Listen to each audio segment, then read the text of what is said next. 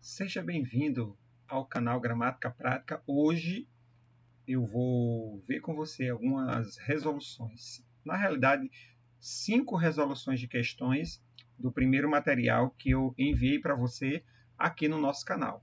Então, fica aqui comigo, acompanhe direitinho. No final, também vou colocar mais uma lista de exercícios sobre estes dois conteúdos que nós estaremos passando para você hoje. Então, não perca, tá? Fique aqui comigo para que você possa, assim, reafirmar sua aprendizagem. Ok? Vamos lá, então, ao nosso vídeo de hoje, a nossa aula de hoje. Bom, hoje a gente vai exterminar as dúvidas. Essa é a ideia para hoje, justamente com aquele material que eu te enviei na aula anterior, tá certo? Então, se você está aí com ele, pegue esse material aí que nós vamos exterminar todas as dúvidas que você tiver sobre este conteúdo que nós passamos aqui. Você viu que nós passamos vários conteúdos gramaticais. Então, nós vamos pegar por questão e vamos fazer uma a uma explicando esses pontos gramaticais para que você tire todas as suas dúvidas, extermine, acabe com todas elas, ok? Então, vamos lá. Primeira questão. Sobre o texto, é correto afirmar que nele o amor romântico é apresentado como um construto ou uma construção social em que os relacionamentos foram fragilizados pela liquidez da sociedade moderna. Para o autor, o amor romântico, isso é a primeira afirmação, ok? Então, nessa primeira afirmação do texto, ele diz que o amor romântico é apresentado como um construto social em que os relacionamentos foram fragilizados pela liquidez da sociedade moderna, ok? Então, lembra que nós estabelecemos na compreensão do texto o assunto principal que o texto nos oferece. 2.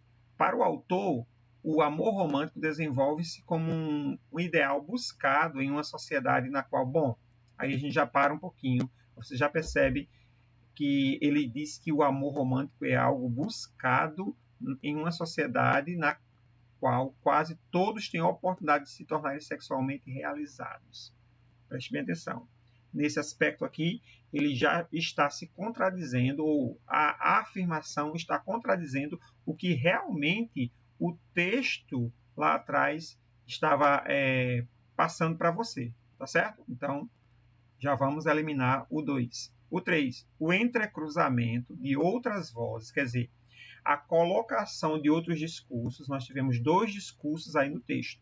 Nós tivemos o discurso do Zygmunt Bauman e tivemos também o discurso da autora de um livro, tá, sobre o amor romântico, certo? Então, essas duas vozes, elas se encontraram dentro do texto, trazidas pelo autor, tá, para que ele pudesse reafirmar como um argumento de autoridade sobre aquilo que ele estava realmente falando, ok? O entrecruzamento de outras vozes implica em um molde da relação amorosa aceito por todos, em que há uma busca da identidade de si, remetendo à idealização do outro, fato que atribui autoridade ao discurso produzido. Presta atenção, ele faz aqui, isso é muito comum em questões de concurso, iniciar uma afirmação verdadeira e do meio para o fim ele torna invalida aquela afirmação. É o que ocorre exatamente aqui. Por isso, nessa questão aqui de compreensão das ideias do texto, eu tenho apenas a afirmativa número 1, verdadeira, e no caso aqui, a alternativa correta seria a letra E, certo? Vamos lá. A próxima questão. Analise as afirmativas a seguir a respeito do trecho. Em síntese, o autor traz uma reflexão crítica de como esse mundo fluido, uma das principais características dos compostos líquidos, fragilizou os relacionamentos humanos. Esse nível aqui dessa questão é muito simples, tá? é um nível bem básicozinho. Por quê? Porque ele vai pegar um novo acordo ortográfico. Só que no novo acordo ortográfico, algumas coisas não mudaram, como, por exemplo, as duas palavras que ele coloca na primeira afirmação. Ele diz que a palavra crítica e a palavra características, elas não devem mais ser acentuadas. Isso é um absurdo, né?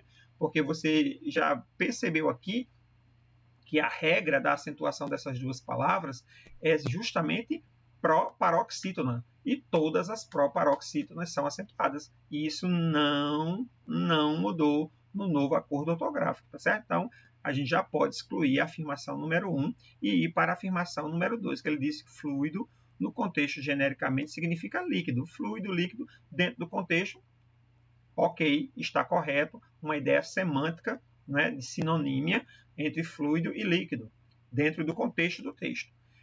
3. Sem alteração de sentido, a expressão em síntese pode ser substituída por contudo. O que é que está propondo aqui?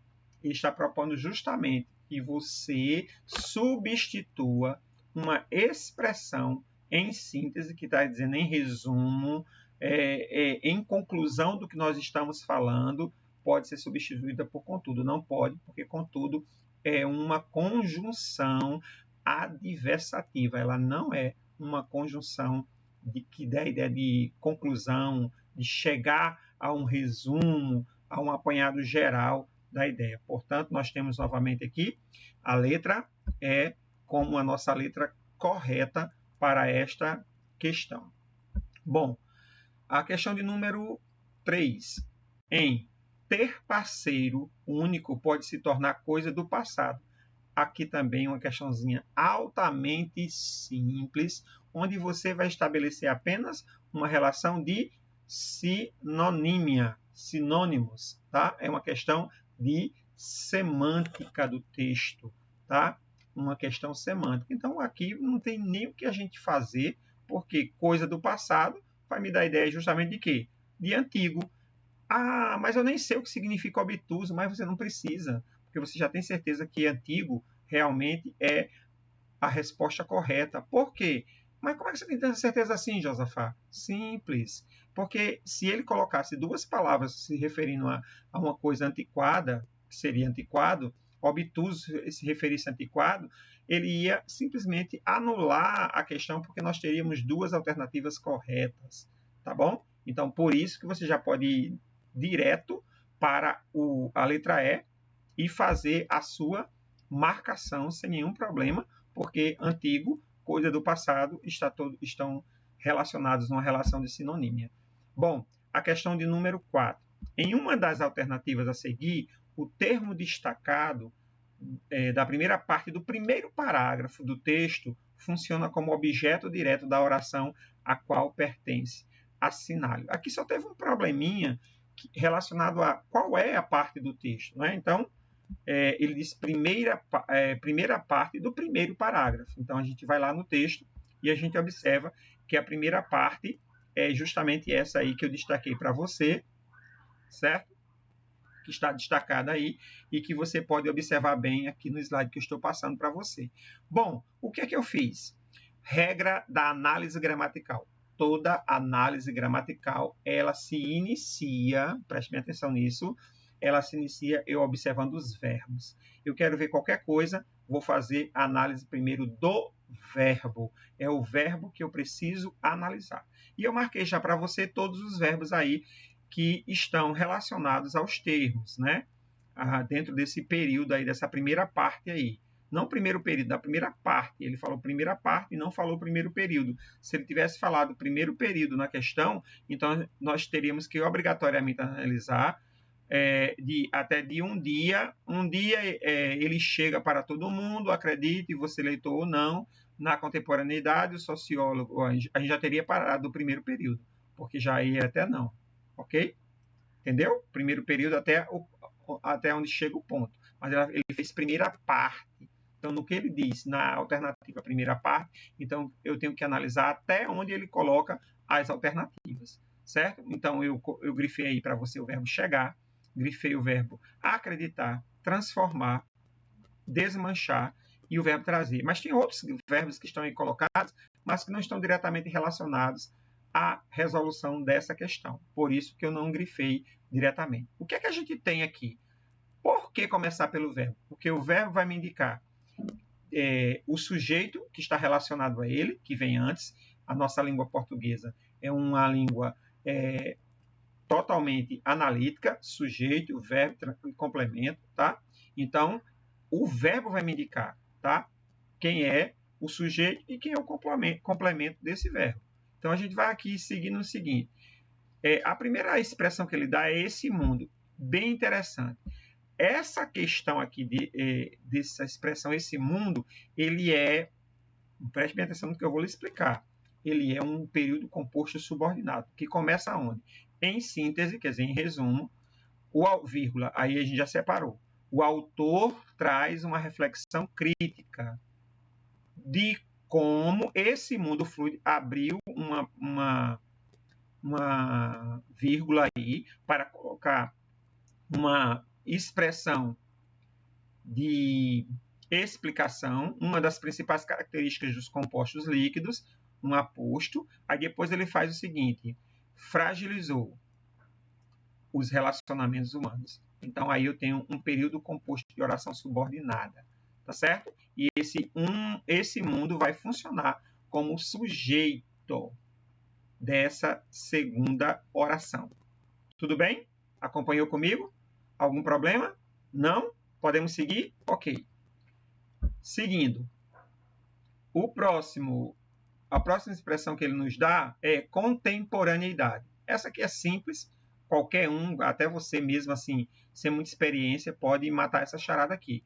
Na contemporaneidade, dá uma ideia de quê? Vai dar uma ideia de tempo. Né? Na contemporaneidade, é uma questão temporal. Então, é uma adjunta adverbial de tempo e não pode ser, de forma nenhuma, o objeto direto que ele requer nessa expressão. A outra expressão é célebre frase marxista. O verbo dessa frase, dessa parte aqui, é o verbo transforma, tá? Então, em seu livro, Zygmunt Bauman transforma a célebre frase marxista. Aí, simplificou geral, sem problema. Eu vou para o verbo. Eu disse a você que a análise começa pelo verbo, por isso que eu grifei os verbos. Então, você vai para o verbo. Quem é que transforma? O sociólogo polonês Zygmunt Bauman. Então, ele é o sujeito da oração. Aí você vai para depois do verbo. O português, ele é analítico, tá? Transforma a célebre frase marxista. Transforma o quê? Quem transforma, transforma algo. Sempre que eu faço essa pergunta, transforma o quê? O que vem depois, com toda certeza, é um objeto direto. Não tem para onde correr, ok? Transforma o quê? A célebre frase marxista. Então, já antecipando aqui, a gente já achou a nossa resposta, mas continuando a nossa análise, o que é que a gente tem? O autor, que é a última alternativa que ele passa. O autor, que é o sujeito, o autor traz, certo? E a gente vai ter justamente aqui o quê? A alternativa C, como a alternativa correta da nossa questão, a célebre frase marxista é um objeto direto e a gente viu isso voltando ao texto, tá bom? Só voltar ao texto já me passou essa célebre frase marxista como o objeto direto, ok?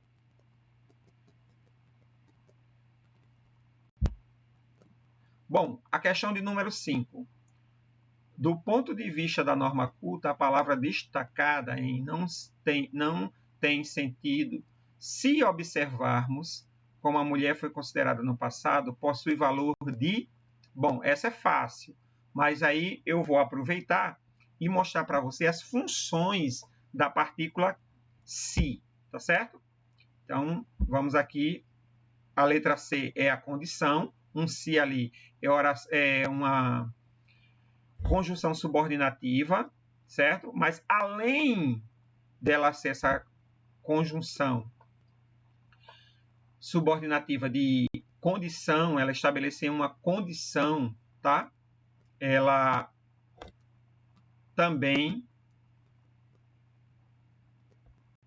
vai ter outras funções além dessa de conjunção de condicional, tá certo? E eu destaquei aqui algumas. Eu trouxe para você aqui algumas outras funções além de conjunção condicional. Por exemplo, o se pode ser índice de indeterminação do sujeito. O que é isso? Ele vai indicar se o sujeito é um sujeito indeterminado, né? Quando a gente diz assim, procura-se funcionários ou necessita-se de alguma coisa, ok? A gente está ali trabalhando com esse se numa forma de índice de indeterminação do sujeito. Ele é muito usado na língua portuguesa, principalmente quando a gente fala assim, ó, fala-se mal de você por toda a vizinhança. Então, eu estou aí colocando o se como índice de indeterminação do sujeito, porque eu não quero, ou não posso, não desejo dizer quem está falando, tá certo? Então, essa é a ideia. Ele também pode ser parte integrante do verbo, certo? Quando esse verbo é um verbo geralmente pronominal, estritamente pronominal, como assim? Queixava-se todos os dias do empregador. Então, eu tenho aí justamente um verbo pronominal, o verbo queixar, tá? Porque a ação é de realmente alguém que está fazendo, não tem como eu separar o se do verbo, porque faz parte, é integrante, é uma partícula integrante do verbo, tá bom? Geralmente de verbos pronominais. Como pronome de realce ou partícula expletiva. O que significa isso? Para dar uma ênfase, para que você coloque em evidência algum aspecto, alguma coisa que você esteja falando, como, por exemplo, geralmente é usado em verbos que não precisam ser pronominais. Foi-se embora para outro lugar, foi-se, tá? Esse se aí é uma partícula justamente de realce, é para passar uma ideia simplesmente de que ele está dando ênfase, tá? A expletiva significa justamente isso. Pronome reflexivo. Esse pronome reflexivo geralmente é da voz reflexiva, quando a gente tem a voz passiva, a voz ativa e a voz reflexiva. Significa que o sujeito está executando a ação do verbo sobre si mesmo. Por exemplo, vestiu-se rapidamente, tá? Aí qual é a diferença desse para a parte integrante do verbo? É que o verbo vestir, ele pode tanto funcionar como pronominal, né, com voz reflexiva, admitir voz reflexiva, como também pode não admitir, né, ele vestiu a criança, tá? Então, a mãe vestiu sua criança. Então, eu também posso funcionar o verbo vestir como um verbo não usando exatamente o pronome reflexivo, tá? Então, pronome reflexivo é para indicar que a voz é reflexiva e que o sujeito está executando a ação verbal sobre si mesmo, tá certo? Pronome recíproco é para dentro da voz reflexiva, eu também tenho a voz reflexiva recíproca. O que é isso? É quando o sujeito e o objeto, os dois sujeitos, se também for o caso, eles fazem a ação e executam a ação e também recebem a ação. Por exemplo, filho e mãe abraçaram-se, tá? Então, isso é um pronome recíproco. Tanto ele abraçou a mãe quanto a mãe o abraçou, certo? Partícula apassivadora. Essa é mais fácil porque é a voz passiva sintética. Por exemplo, o corretor alugou as salas, tá certo? O corretor alugou as salas. As salas foram alugadas. Então, aqui eu tenho a voz passiva analítica. Se eu quiser colocar na voz passiva sintética, alugou-se as salas, tá certo? Então, o se aí vai ser uma partícula apassivadora. E nós finalizamos aqui a nossa exibição, certo?